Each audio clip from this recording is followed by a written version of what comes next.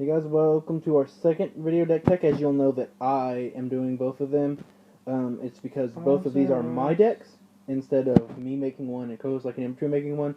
They're both my decks. Maybe you guys submitted some decks, we might do it. You know. Yeah, if you guys submitted decks, we'd probably do it. As long as it's 2 decks. Yeah, this is American Control. We're just kind of get right into it. We start off with our Planeswalkers. We have one Elspeth, one of our win conditions. Kind of standard in the white-based control decks. Also, ideas and deck ideas would work. 2 Jace. He's been standard. They're playing 4. I'm playing 2. I didn't really want more because he is a legendary, basically a legendary permanent. He can be cast off of Nightwell Specters because they do play the blue scry lands and mono blue. They can easily cast them. These are things to consider. We also have Chandra to play over 1 Jace as one of our card advantage. So she doesn't make card advantage unless it's really late in the game. Immediately, you have to wait 1 turn, but I'm fine with that.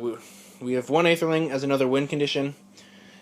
Really also standard in the blue-based control decks, but he's also lost a lot of popularity. So we're playing 1 him. We're playing 2 Assemble Legion as another win condition. It's kind of all of our win conditions. We're playing 1, 2, 3, 4 in total in the main deck that are actually just kind of straight up win the game. But they're also fast win conditions. They'll end the game very quickly. So we're playing those instead of like a 4th Sphinx of Revelation. We wanted more ways to end the game quickly. We also have 4 Detention Sphere as just a catch-all removal spell, standard in the blue-white control decks. Same with playing Fuse Prime instead of 4 because control is a lot heavier where we are. So we did want them, we just didn't want the full 4. So we're playing 3. And we have 2 Divinations, just a cheap draw spell. 1 Mizzen Mortars, just kind of to answer Blood Barons and a good against the aggro decks, having a 2-drop removal spell. Kind of filled up one of our holes. So we have 3 Sphinx of Revelations. No real need to explain that in a blue-white control deck. We have 1 Faded Reputation, one of the new cards. I really like it. It's really good against green-red monsters, being able to answer everything that's giving you a problem. Even though it costs 7 mana, if you get there, this will completely stabilize you, and this was kind of really needed to answer the Planeswalkers and the creatures, which is, they killed you with one or the other, because you weren't always able to answer both at the same time. This kind of allows us to do that. We have 3 Worthless Helix, one of the better reasons to go red. Being able to deal 4 damage and gain 4 life. It can shoot down most Planeswalkers after they come down, they'll minus. Like Jace comes down, minuses. Dharma Raid goes up to 4. Exangos stays at 3 or goes up to 4. It'll shoot most Planeswalkers to see play other than Elspeth. So, and it's really against the other decks. Being able to kill something and gain 4 life buys you a lot of time. So that's why those are in there. We also have 3 main deck counterflux over a Dissolve. Because like I said, control's a lot bigger where we are. Against control decks, you really want counterflux because they can't do anything about it. You're just going to counter the win condition they went for with counterspell backup, and they won't be able to do anything about it. Against the non-control decks, you'd rather just have Dissolve, but since control's so big here, that's why it's in here.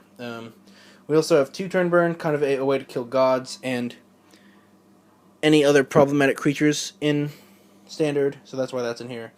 We also have 3 Azurius Charms, just a cheap 2-mana cycle, or we can move Lifelink in a situation where we're really ahead on board. We just want to make the game really unwinnable for them, gain life, or just 2-mana cycle against control decks. And then we have 2 Izzet Charms. It's a really cheap counterspell in control matchups early on. It also acts as a removal spell and can filter your draws if you go late game.